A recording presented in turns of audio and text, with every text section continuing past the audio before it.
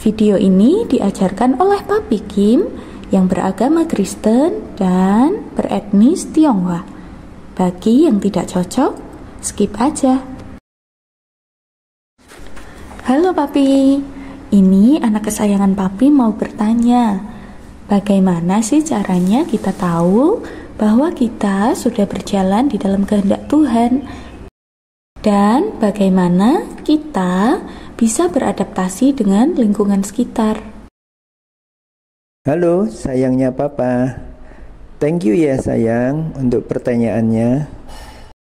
Ini memang topik yang sangat penting. Banyak orang yang sudah tua pun masih belum mengerti kehendak Tuhan dalam hidupnya. Pertama-tama, sayang harus paham dulu beberapa hal sebagai berikut. Yang pertama, Tuhan itu bagi Papa adalah Bapa yang baik, yang selalu memberikan yang terbaik buat anak-anaknya. Ya, Tuhan adalah Bapa bagi setiap umat manusia yang percaya kepadanya. Seorang yang benar-benar mengasihi Bapa di surga tidak mungkin jikalau dengan Bapaknya sendiri saja tidak bisa menghormati. Karena Tuhan itu roh, tidak kelihatan. Tidak mungkin kita bisa menghormati Bapa yang tidak kelihatan jika dengan Bapa yang di dunia ini, Bapa yang kelihatan saja tidak bisa menghormati. Yang kedua, sejak awal Tuhan tahu betapa rusaknya hati manusia. Manusia cenderung liar, suka kekerasan, dan mempunyai kecenderungan berbuat dosa. Contoh, kota Sodom dan Gomora, kota yang begitu brutal dan jahat. Karena tidak didapati 10 orang saja yang hidupnya benar, akhirnya Tuhan menghancurkannya. Juga di zaman Nuh, manusia liar, brutal, suka kekerasan, dan kecenderungannya berbuat dosa. Dan hanya Nuh saja yang hidup benar di mata Tuhan. Nuh disuruh membuat bahtera di atas gunung. Nuh beserta istri, 3 orang anaknya, dan 3 menantunya telah dipilih Tuhan. Juga sejumlah hewan sepasang dipilih Tuhan. Mereka semua masuk ke dalam bahtera. Lalu bumi dimusnahkan dengan air bah.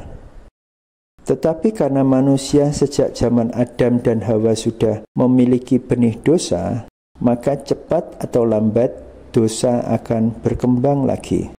Tuhan sudah berjanji tidak akan membinasakan umat manusia seperti itu lagi. Dan karena begitu besar kasih-Nya akan dunia ini, maka diutusnyalah anaknya yang tunggal untuk menebus dosa setiap manusia. Ini telah menjadi babak baru dalam drama kehidupan umat manusia. Dimulailah perjanjian baru, perjanjian antara manusia dan Tuhannya. Dan hidup ini menjadi fair, karena siapa saja bisa diselamatkan jika percaya kepada Tuhan yang hidup. Bapa mengutus anaknya yang tunggal, yaitu Tuhan Yesus.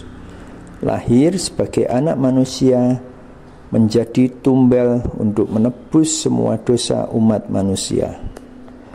Dan Tuhan Yesus hidup di dunia ini selama 33 tahun. Tepat 2025 tahun yang lalu.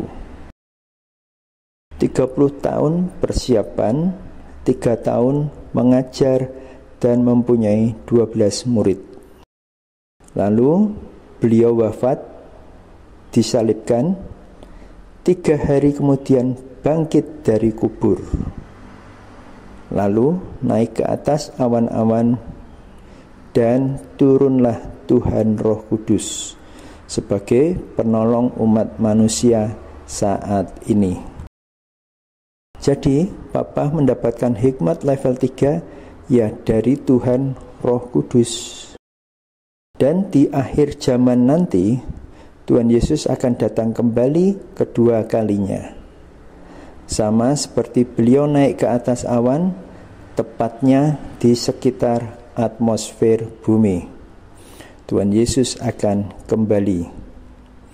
Ini versi Papi Kim ya.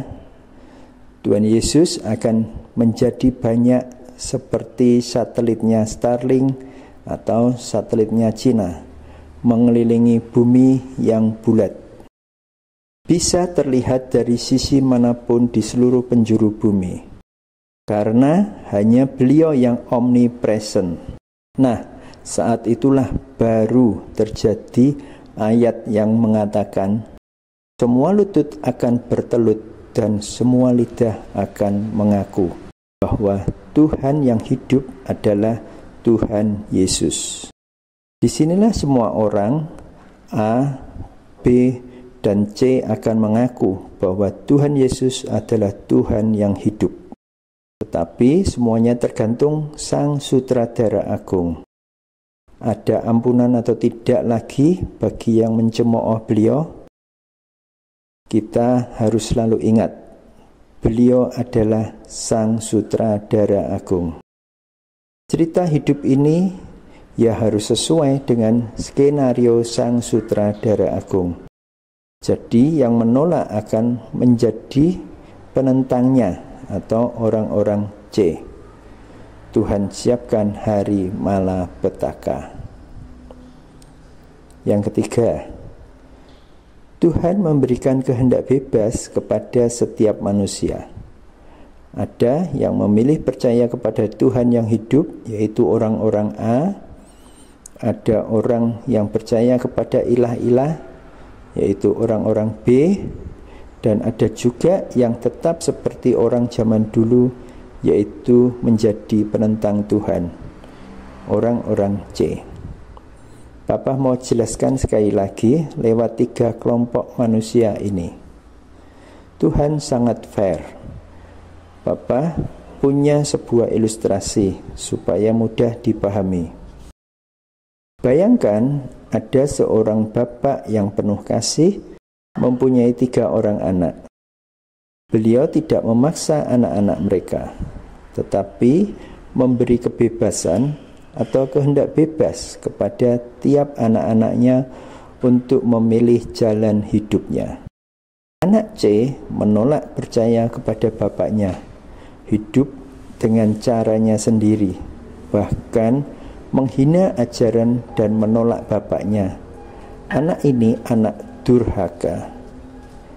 Anak B mencari sosok bapak lain, bukan bapaknya sendiri. Ia lebih percaya omongan orang lain.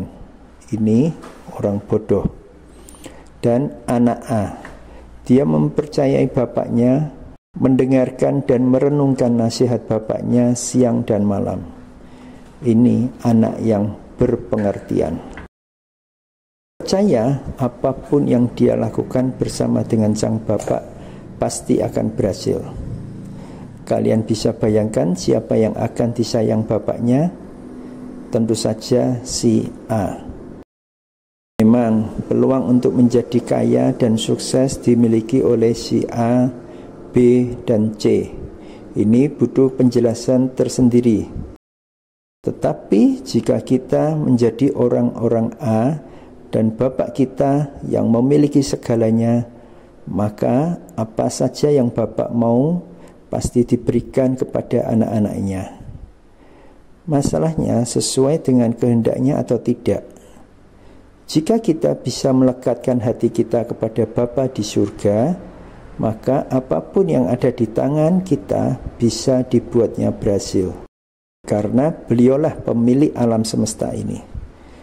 Kesimpulannya, apapun yang ada di tangan kita, selama kita hidup berkenan dan menempel kepadanya, itulah kehendak Tuhan dalam hidup kita. Nah, soal beradaptasi, ini topik yang penting juga, tapi Papa akan bahas di video lain ya sayang. Tetap nempel sama Tuhan dan cari perkenan Tuhan terus ya sayang. Apapun yang engkau perbuat akan dibuatnya berhasil. Bye-bye sayang.